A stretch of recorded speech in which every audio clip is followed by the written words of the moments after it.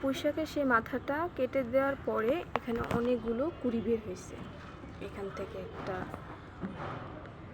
এই যে এখানে, মানে সব জায়গা থেকে নতুন করে কুড়ি বের হয়েছে।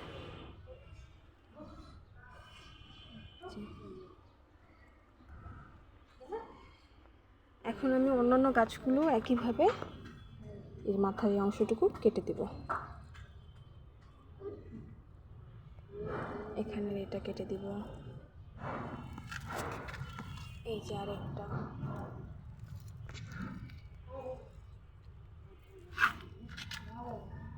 এই যে, দেখা যাক এগুলো থেকে আবার কেমন করে মাথা বের হয়।